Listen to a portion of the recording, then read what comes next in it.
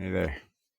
I'm always very glad to see that there's people watching. Thank you very much. If you'd be so kind and please subscribe, push the subscribe button. I'd really appreciate that too.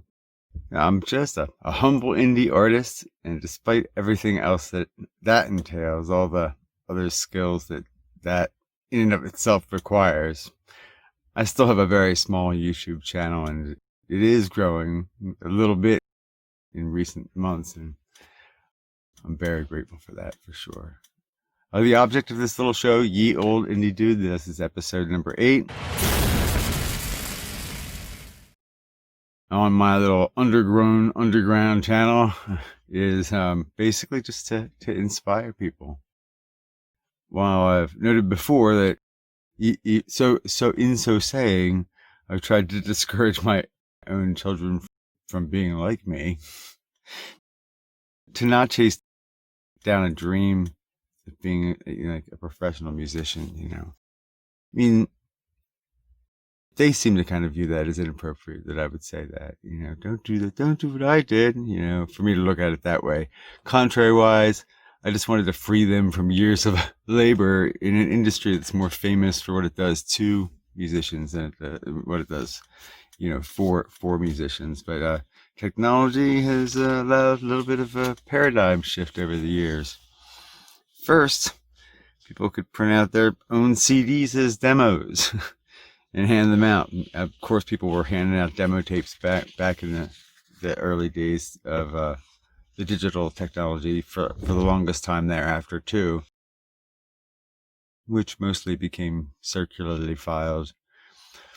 Being circularly filed is being thrown away in the trash. Then, of course, the internet era. Being a Gen Xer myself, I grew up in an era like sort of in between technologies. I had the same technology that my parents grew up with, which must have been nice for them. Right? It's just a little bit more modernized. The TVs turned color, music became more progressive, of course, though still on vinyl. Tapes made a huge surge in popularity, of course, and then after the 8-track made its debut. Flash in the pan. Anyway, in the early days of the internet, though, if you wanted to build a website, you had to know how to write HTML. That's the background language for the internet, hypertext markup language. There weren't any template sites in the beginning. Social media did not exist. YouTube didn't exist. The closest thing to social media before MySpace was AOL Instant Messenger, which was way popular at the time, as I recall. In these other directions, the directions the internet has traveled since then, in the arena of nearly complete interactivity, is what the internet has become, almost. There have been many pioneers and successes, and YouTube has become huge and truly awesome, as has its parent company, Google. Truly impressive stuff. But if one thing that the trends throughout time have taught me is that things are always changing. They always are going to change. Sometimes, especially with technology, they change in unpredictable ways, as we've seen. For the creative individual, this can be especially challenging. What kind of format will our media change into next? So that that which we record on now will be obsolete, in another few years. And of course, so many people have advice for you as to what it takes to get the followers that they have. This seems to be the trend somewhat. It's for the creative person to niche down after researching keywords. Is that your lesson? You're going to pursue your passion in your own way, despite the abundant advice of the well-wishing YouTubers? A lot of the community is not full of well-wishers. Keep that thought in mind. There are several YouTubers out there that will actually take to yelling at you. I'm not sure if this is a matter of comment responses. I don't really read a lot of comments until I'm maybe midway through the video or towards the end of the video. Certainly not before. Or maybe it's legitimate frustration at people holding themselves back for one reason or another, and in different niches. There's always going to be one reason or another. I would say. You ever heard the old adage that nobody's perfect?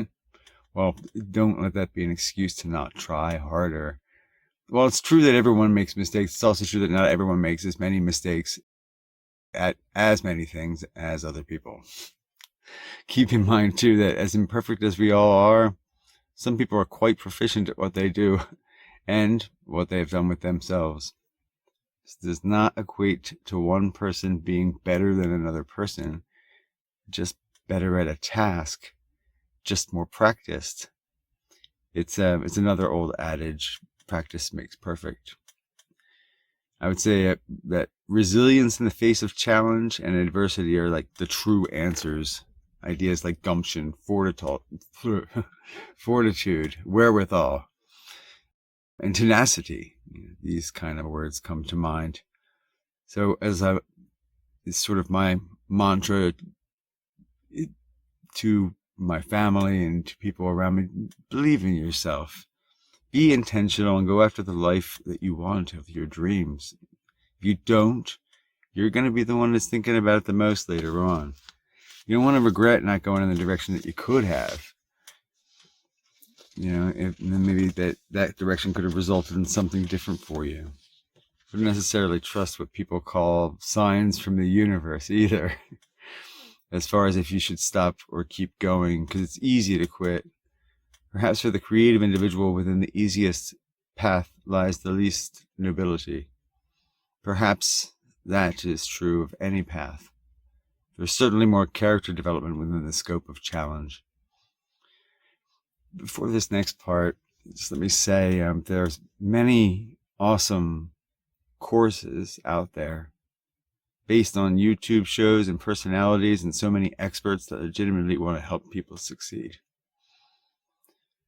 So if my channel ever blows up, I just wanted to, and I appear to be like some kind of overnight success, just know a few things up front. I'm never going to yell at you and tell you you're not doing it right because you're not doing it my way.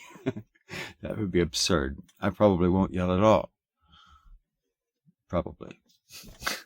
I'm never going to change format from trying to inspire people on this little show and trying to play music to doing something like trying to advise people on how to grow like I did. No. If I ever did, of course. I'm just not going to do that. And the other thing, and I'm never going to create some kind of academy because of any successes. Though were I among the algorithmic chosen, I'd still talk about how it came to pass, of course. I definitely appreciate money, having enough, and having even a little abundance of it here and there. But I'm not a fan of exploitation. And again, I say all that to say again, there are many awesome courses out there, and so many experts that legitimately want to help people succeed. But there are a whole lot. 300 hours of video are uploaded to YouTube every minute. Not to mention, well, not everyone has managed to garner a following. Has like the key to what's going to work for you necessarily. Again, there's a lot of great advice out there. Just be careful. There's a lot of advice that's a waste of time too. Consider the flow of technology too before just automatically taking somebody's word for something. Use your own common sense, of course. And if you're concerned about that for some reason, maybe you're young and doubt your own common sense for some reason, then a good course of action would not to be impulsive. Research concepts, ideas, people, plans prior to taking things into actionable consideration. Your path is your own. There are so many channels that have niched down to being solely YouTuber advice conduits. I do value some of them. The people that say with all zeal, intensity, and presence that you have to do this, and you have to do that, and you should be doing this. Again, I like a lot of things some experts have to say, but I caution you to be discerning. If there's a channel that has advice for you that seems sketchy or overwhelming, or makes you feel uneasy, take a step back. It doesn't hurt to do that. There are those out there whose business it is to help you, that are really actually only in it for themselves. So, YouTube bullies, right? How does that differ from me? Well, I'm not going to ever exploit anybody. I just want people to listen to some of my music here and there. Hopefully there's no harm in that simple approach. That's the goal. In that vein, my son's coming up with he had his new album come out a couple weeks ago called Time Machine. He previewed it on SoundCloud with a great initial splash. The album will be out this weekend on all the other platforms, so make sure to check out the link for the Baker's new album, and links below. As soon as they come out, I'll make sure that they're available. And I really appreciate you watching this episode of Ye Old Indie Dude. Please smash the like button if you'd be so kind, and make sure to subscribe. Again, as you can see, this is a small channel. I'm just trying to make music and inspire others to do the same, whether it's by way of beats, poetry, composition, production, engineering, editing, marketing, or promotion. If you're creative, drop a comment below and let's start the conversation. Thanks again.